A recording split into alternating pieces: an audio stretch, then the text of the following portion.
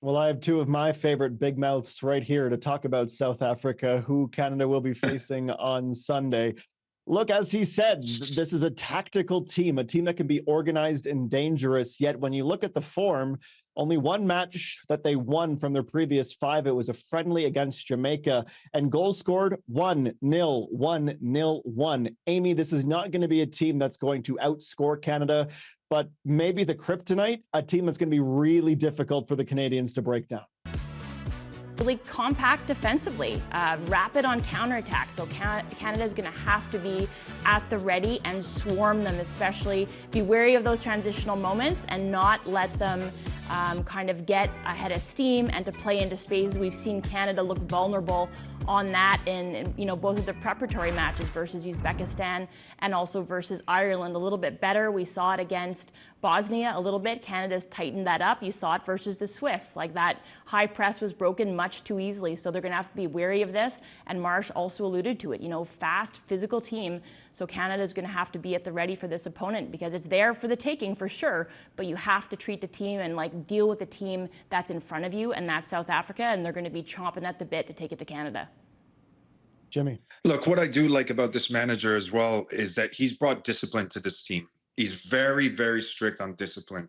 They're an organized team. They work hard for one another. Most of their players came from Mamelodi Sundowns or Orlando Pirates. So they're a group of guys that really know each other very well. They've got a great keeper in Rowan Williams, who's been absolutely solid at the back. Lyle Foster, Burnley striker as well, who a lot of people are familiar with. But what I do like about him is he's not afraid to change his tactics and adapt to the games. Whether he's going to play a 4-3-3 or he'll go with a 3-5-2. He varies it depending on the opposition, and he will change his personnel to suit the system that he wants to play against this opposition. It will be a tough game. They're going to be very organized. They're going to expect to get at it on the counter when it suits them and when the timing is right. But for me, Canada has got to be up for this match for 90 plus minutes. They have to be dialed in, have to be focused. And like he said as well, Hugo Bruce, his team can play in the spaces, they can adapt to situations, and Canada has to be on their toes throughout this match because it's not a bad side playing South Africa. And I know a lot of people are saying, oh, this is a great one for us, South Africa. They are very good and they can be dangerous. Jimmy, it's really interesting, the idea of playing an entire 90 minutes, because there's so much from what we saw in that Swiss match that was great. And then 11 minutes of near disaster for Canada, which they simply cannot afford to have in the knockout round. So aside from just tightening up those areas, no concentration laps, the footballing basics, what other adjustments does Jesse Marsh have to make, either tactically or personnel-wise, to see this result, knowing suddenly we could see Canada play extra time for the first time in this tournament? Well, look, he's got to stick to the game plan. We know the way that Jesse likes to play. It's at high intensity, everybody on the same page. One thing that I think we have to do, and this is where a possibility Moyes ends up coming in, because South Africa is very good in the counter. They have a lot of pace. And at times when we go and press, our defenders are exposed at the back. And you have to be able to defend 1v1. And Moyes Bambito is probably the best at doing that and can deal with those situations. So with the personnel that you're saying, I think maybe this is a game for Moyes Bambito, who can be at the back and who can clean up when needed.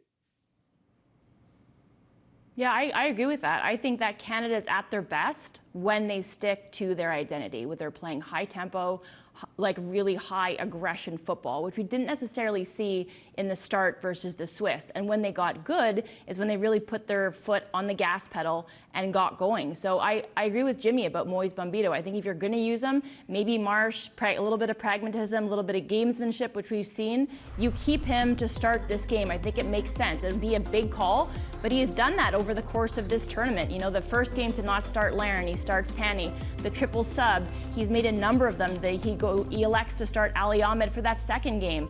And they look like coups, like they've worked out. So I wouldn't be surprised if he went for something like this.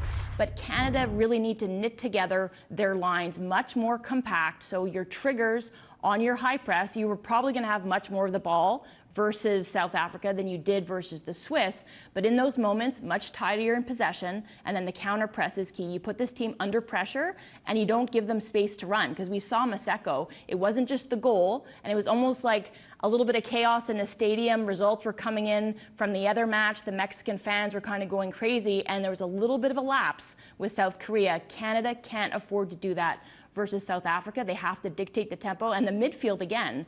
I mean, we saw what happened with Eustachio when he gets inserted into that match. You see the leadership and you see the calmness. You saw everything that he imbued into this squad.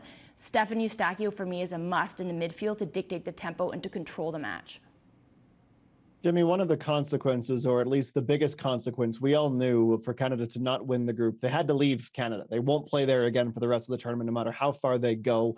The opponent we now know ends up being a bit of a gift. I'll talk about that in a moment. But the biggest consequence is the amount of time between games. They're playing Sunday. Had they won, they would have been off until the day after Canada Day to rest, recover.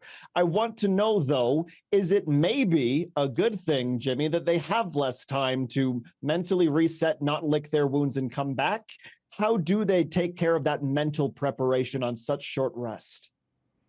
Well, look, sometimes when you end up losing a match, you want the next game to come quick so that you can get going again and get things right and rectify situations that didn't go well for you.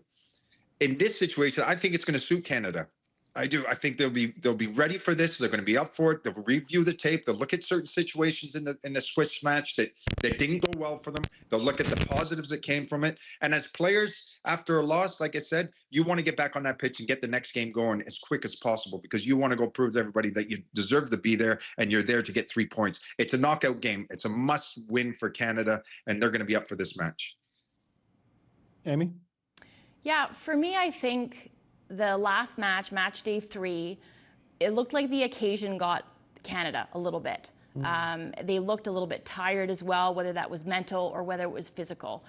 Sometimes you need to get punched in the mouth or kicked in the teeth to see how you're going to react. Okay, so they get a do-over. That was a must-win in order to top the group and to do something historic, which they'd done, the point and the win, and then they go on to knockouts. But they could have topped the group. They don't. So yes, quick turnaround to Jimmy's point, but you have a chance again. You get the do-over versus this team, which is a little bit of a gift that you get in this opponent that you wouldn't have gotten if you topped the group.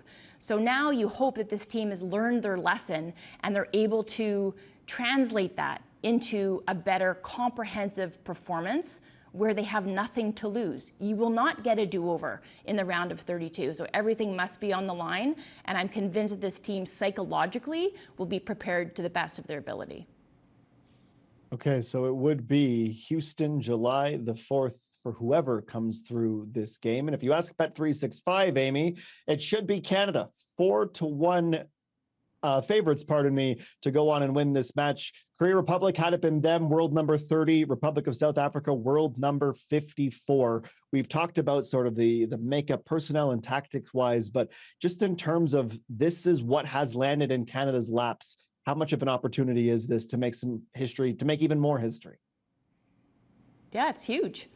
I think this is absolutely the way it's been framed. It is a little bit of a gift, but this team has to get back to their identity and what they do best, and that's playing high aggression, high tempo football, like I've mentioned, and you're going up against an opponent that their pathway to success is very similar. So on the day, you need your big players to show up. If there's little tweaks to the 11, then you need those players to show up and play their best football. And I don't know if you're going to see it, but I think this team understands you've left the comforts of home, and now, you know, that Steve Nash speech about the tension versus the expression, or the tension versus the freedom. I think now you see Canada shackles off and they're able to perform to the utmost of their abilities. Jimmy, I'm not worried about there not being enough pressure on this Canadian team. I think they'll all feel it and understand it. But in a world where, if we are to assume and believe that this is a gift, does that level of pressure ratchet up to get through and go to the round of 16? Look, at international football, professional football, you welcome pressure. That's why you play the game, because you can deal with it. You can handle pressure. For those players, they'll be together in the dressing rooms, in the hotel, and they know the outside noise. They block all that, but they'll be cherishing this moment, thinking, I can't believe we're in the round of 32. This is a game, when it comes to the knockouts, that you can't afford to play. You can't afford to make mistakes. You got one shot at this. So the only thing that with Canada, they have to realize is they can't play scared. They have to stick to their game plan, not worry about the outside noise. They can deal with the pressure. Pressure is welcome, but they have to stick to the task. They have to get the job done. And for these players, they're all playing in top leagues around the world. And this is just another game for them. And they'll be thinking as well in the back of their heads, this is another opportunity for us to make history. We've made a lot of history so far, but let's keep this momentum going and let's create even more history. Plenty of attention on Canada as one of the 3 co-hosts of this tournament. But now that we get to the round of 32, this is the first match of the knockout round, and it is the only match on Sunday. They will kick off from Los Angeles Stadium at 12 local time Pacific. That is 4 Atlantic. The match can be found on TSN.